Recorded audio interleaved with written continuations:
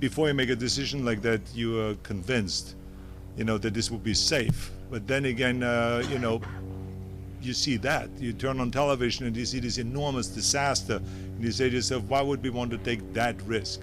California Governor Arnold Schwarzenegger deals a blow to supporters of offshore drilling, pulling his support for the practice off the coast of Santa Barbara. It's also a blow to state lawmakers who now have to find another way to fill a $20 billion budget deficit. The U.S. has debated the issue of offshore drilling for decades, with the backlash largely sparked in 1969 by a major spill off the coast of Santa Barbara.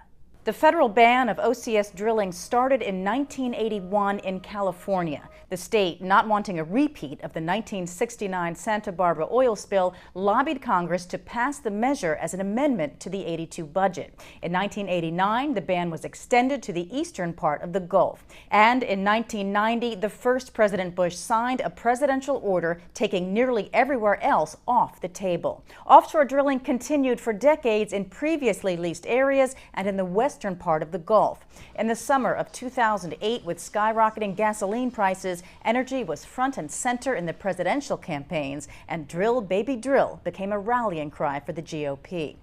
Then, in the summer of 2008, President George W. Bush lifted his father's presidential moratorium and drew a political line in the sand with a democratically controlled Congress. So I've lifted the executive restrictions on offshore exploration. I've done my part.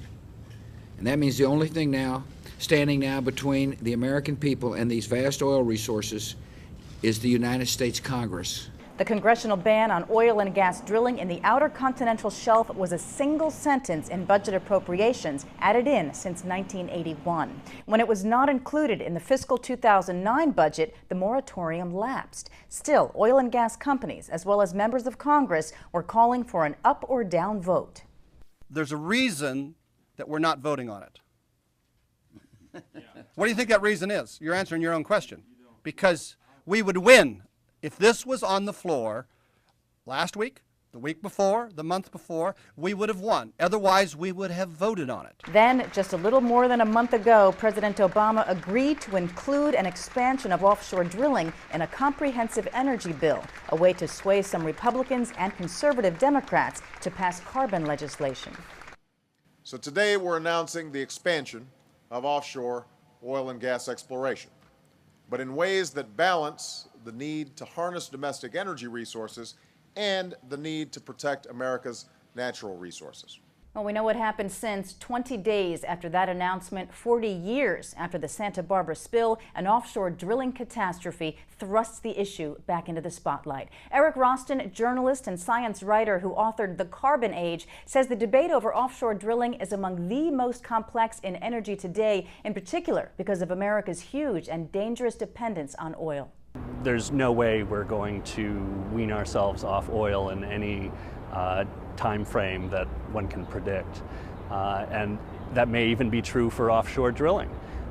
But the scale and the complexity of this accident remind us of the risks that are involved, and they may not be very great risks in terms of their likelihood, but their possible influence is potentially catastrophic.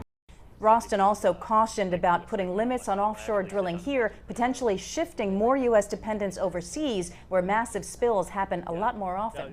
We want to be careful about pushing our oil demand to any further than it already is, to places like Nigeria, where there's a Exxon Valdez-sized spill every year. We do have environmental laws in this country. We do have best practices, and for a long time those have prevented catastrophic spills. But no system is foolproof, and we're learning that in a really tragic manner. Ken Medlock joins us now from Houston. He is a fellow at the Baker Institute at Rice University. Ken, thanks for being here. Oh, no problem. Now, this accident is certainly shining a spotlight on the need to drill off of U.S. shores. One of the big issues, of course, is our overall dependency on oil. What's your take on, does drilling offshore make a hair of a difference in our overall oil dependence? Because if not, offshore drilling may be just too risky.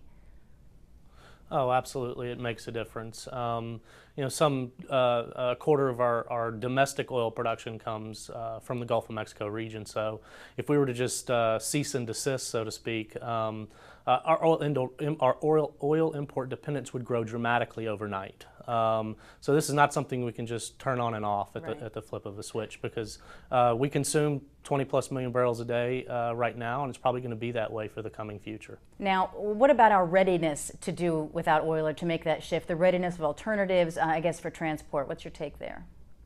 Yeah, that's actually that's largely why we can't do without offshore oil, because you know, to move away from oil means to begin to consume different fuels in the transportation sector. And you know, certainly things that have been talked about lately, compressed natural gas vehicles or electric vehicles, these are two means to an end, if you will, to move away from oil. But we're not quite there yet. It takes time and it takes money. Consumers have to buy electric vehicles, they have to buy CNG vehicles, and they have to be confident when they make those decisions to buy those kinds of vehicles, they'll be able to refuel them. In the electric sector as well, it takes money. It's more than just individuals buying electric vehicles. We have to see expansion of the grid and the electric genset if we actually want to be able to move off of oil to electricity. So that means either consuming more coal, more natural gas, more nuclear, or potentially more renewables. But the first three that I mentioned are probably really the only viable alternatives for the near term. And really, even there, this is not. None of these things are short-term solutions. Right. So what is the longer-term solution? What's the time frame? We keep hearing about foreseeable future. You know, if you agree there's a need to get off of oil and foreign dependence on foreign oil, what's the time frame for all these incredibly monumental changes you're talking about? Right. I mean, it is a sea change, and in a country like the United States, where you know, our consumption patterns in the electric sector and the transportation sector and everything were set in motion decades ago. You sort of have to think about it in those terms, right? So when we think about trying to move off oil and transportation, you've got to take some steps that are much more long-term oriented. And I think we've done that to some extent so far. So, you know, the adoption of higher fuel efficiency standards is certainly one thing that can help. But we also have to do things to try to encourage electrification of the transportation sector. You know, and that can be either through electric vehicles or, you know, mass transport. I mean, the various things that are on the table, but you know, it's not just an issue of we need to get off oil, therefore we need to do this. We need to figure out how much all of these options cost as well, which is, you know, just fraught with uncertainty. So. Right, and for now, the certainty is offshore drilling will continue. But I mean, what about the rarity of this kind of spill? You know, until last week, drilling in the Gulf was disaster-free for decades. You know, do you think the industry got complacent and was cutting corners, like what happened in Chernobyl? And of course, now we're seeing a rebirth of nuclear. So once this spill is no longer fresh in our minds, it'll be back? That's a good question, and it's I mean, to talk about the ultimate in speculation, because quite frankly, we don't actually know what happened on the Deepwater Horizon yet. So until a full investigation is completed and made public, really informed and smart policy is going to be hard to come by. So I think we need to be patient to a large extent, because I mean, if anything, and a lot of what, you know, the work that I've done and the work that I've been involved in, it's all data driven. So if you look at the data, up until 2 weeks ago, offshore oil industry is one of the safest industries in the country. Right. Very low record of major incident, and this sort of turned all that upside down. So where we go from here, I think, is heavily dependent on what the investigation actually pulls out. What about this ultra deep water drilling technology? How much of a game changer would you say this is? Is this looking at natural gas, is this the horizontal drilling and hydraulic fracturing of oil? Potentially, because if you look around the world, not just the Gulf of Mexico, there are massive oil deposits that are in sort of ultra-deep formations, ultra-deep water, I should say. So off the coast of Brazil, some of the pre-salt finds, the Tupi field, stuff like that. So, you know, if we can make this work in a safe and environmentally conscious manner, then yes, it potentially is a game changer, much the way that you know, horizontal drilling and hydraulic fracturing has been with natural gas. All right, Ken Medlock from Rice University, thank you for your insight.